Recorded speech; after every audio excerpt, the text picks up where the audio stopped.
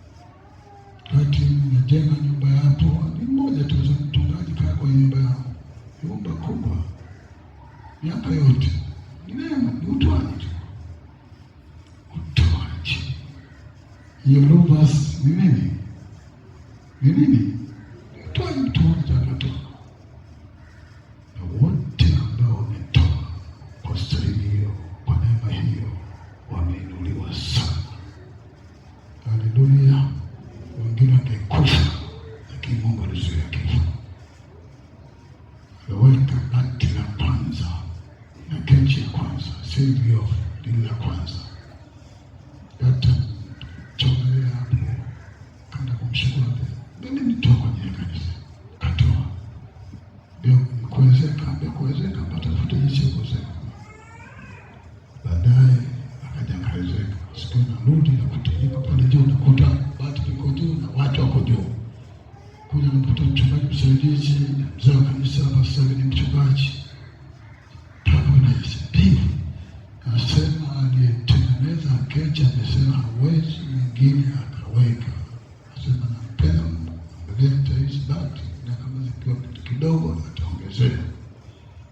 Wakati wa kumtumikia Mungu, tuna muda mchache wa kuishi, miaka 120, miaka 130 tunaondoka duniani.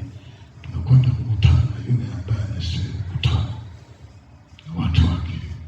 Tunakwenda kujibu nini? Atoa. Somo na utoaji. Wengi ambao waliotoa hawajapoteza. Weka hazina mbinguni, ni matajiri kule juu. Nasubiri wazikute. Haleluya. Haleluya. Na unapotoa unamtolea Mungu aliye hai. Umtolee mtu. Ukitoa vibaya itakuwa ni vibaya. Alizio shida huu kwa siku ya leo. Umtoaji vibaya. Mmoja akaja siku moja natoa, natoa maiki, shida nini? Sawa, watu wanapiga makofi, akatoa. Wakatoa 119,000 kuweka hiyo lita. Daktari, nimetoa lakini nimekopesha. Nikamwambia, unamkopesha Mungu? Nimekopesha. Nikamwambia, Mungu huwezi kumkopesha Mungu. Mimi nimekopesha kanisa.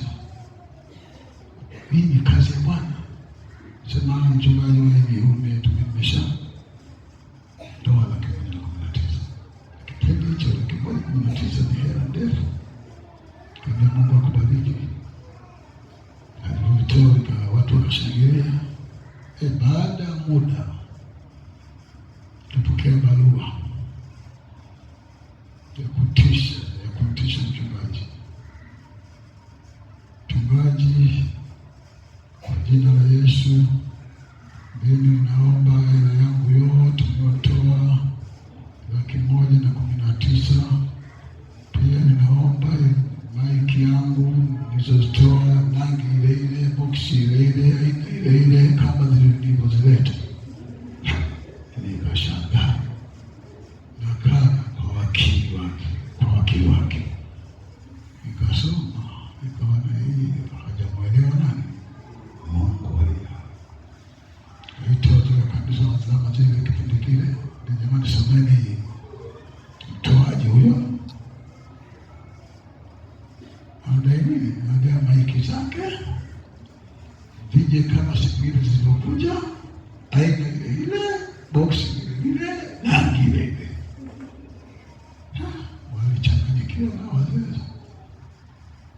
Anaelewa kama kinaona badilika. Mama sana anaelewa. Tukamwomba msamaha kwa nini?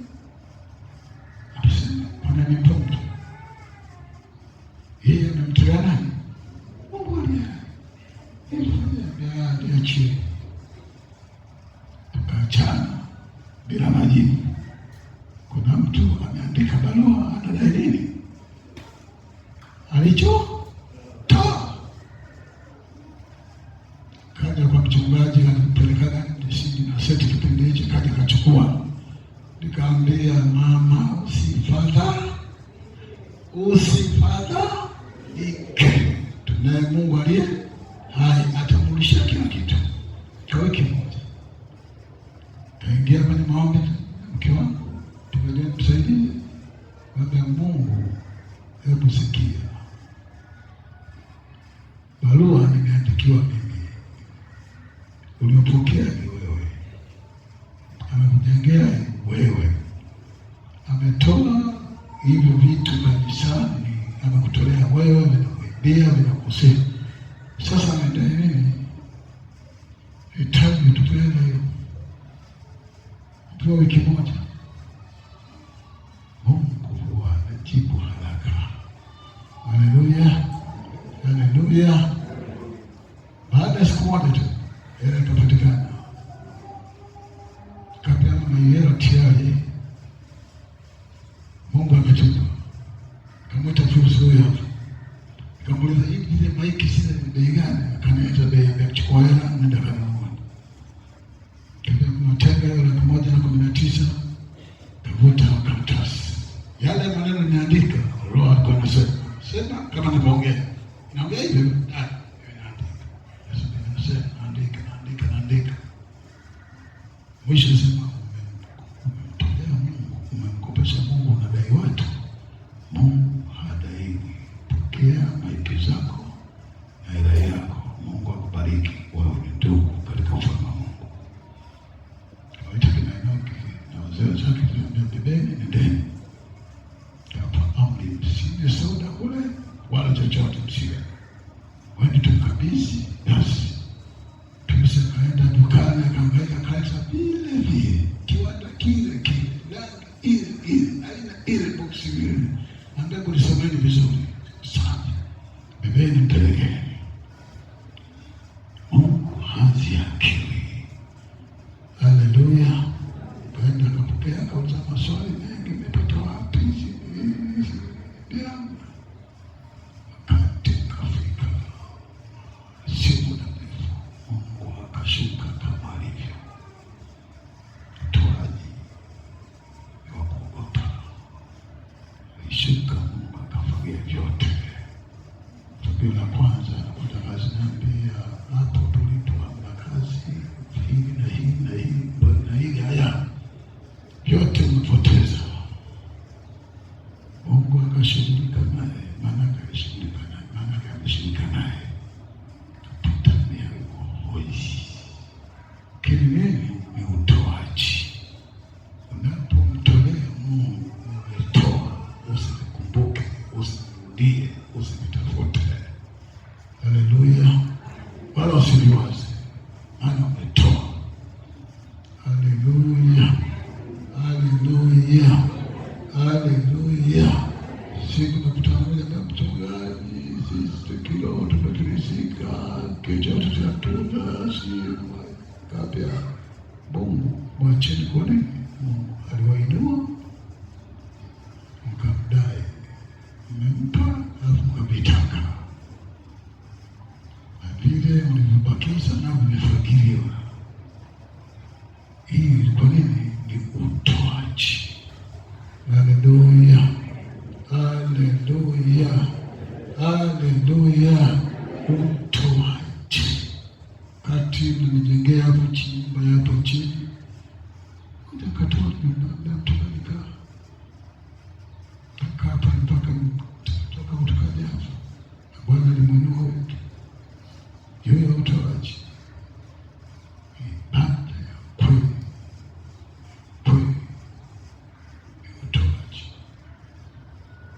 Kama si mtoaji, sawa. Na baraka nyingi zinakuja katika njia ya utoaji. Na utoaji ni roho ya Mungu. Roho ya Mungu ni roho ya utoaji.